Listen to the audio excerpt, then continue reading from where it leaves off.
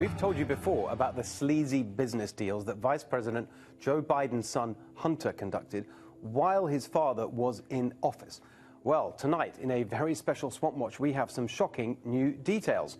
Joining me now to explain, author of Secret Empires, How the American Political Class Hides Corruption and Enriches Family and Friends, the great Peter Schweizer.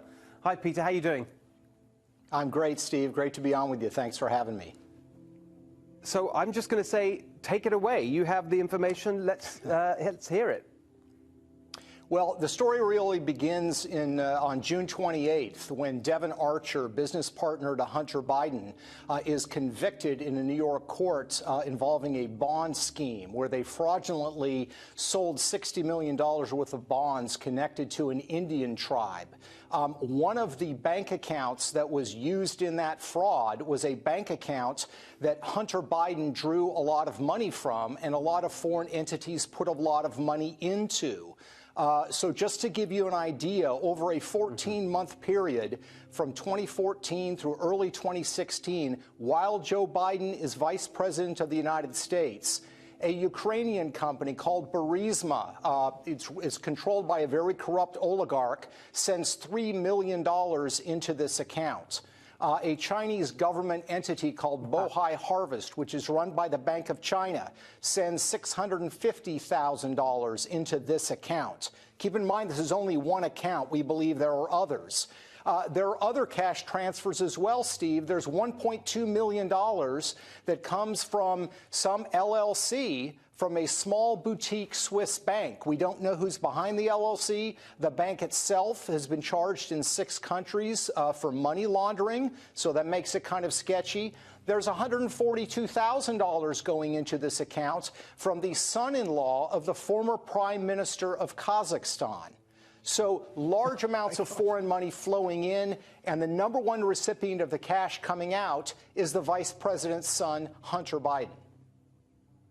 It's so fascinating what you've unearthed here, because just, you know, all the focus, thanks to in large part to your research, really in the conversation around all this has been on the Clinton Foundation and that family and the corruption around the Clintons.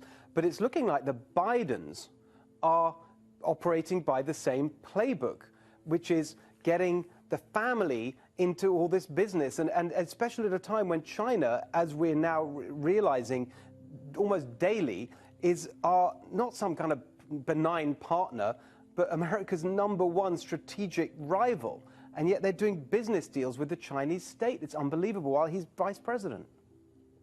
Yeah, no, you're exactly right, Steve. I mean, we're all familiar with globalization and the phenomenon as it relates to the economy and corporations. Well, corruption is being globalized as well. You know, 70 years ago, foreign governments, a country like China or others were not quite as interested in every single thing that happens in Washington, D.C. Now what Washington, D.C. does can make you or break you, whether you're China, whether you're the Ukraine, you name it. So what do? They look for friends in Washington, and one of the best ways to make friends in Washington is to do deals with family members. You know, Joe Biden every year as vice president, he has to disclose his income, assuming those disclosures are honest. He can't have a big fat check from the Chinese government in that disclosure form. But his adult son, Hunter Biden, he doesn't have to disclose anything. So, you know, as I recount in the book, and we've talked about on your show, in December of 2013, Vice President Biden flies over on Air Force 2 to Beijing, China. On the plane with him is Hunter Biden. They have a lot of meetings. Vice President Biden doesn't really challenge the Chinese on much of anything. 10 days later, when they return, Bohai Harvest, this company we're talking about, agrees to a $1 billion private equity deal with Hunter Biden's firm. And that's just one example of the sort of thing we're talking about. And this guy, I mean, you know, a lot of people on the Democrat side are talking about him as their preferred candidate for president next time.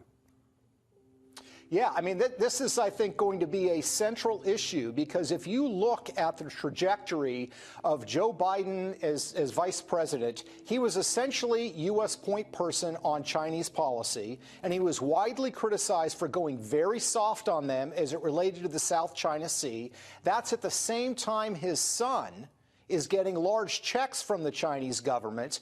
Joe Biden is also point person on U.S. policy towards Ukraine, at the same time that his son is getting large checks from the Ukrainian government, and he's accused of looking the other way at fraudulent behavior and corruption within the government of Ukraine. While his son is getting paid, Vice President Biden makes 5 trips to Ukraine on very, very sensitive matters. And the suggestion that somehow, you know, he's not going to be sensitive to that fact is absolutely ridiculous.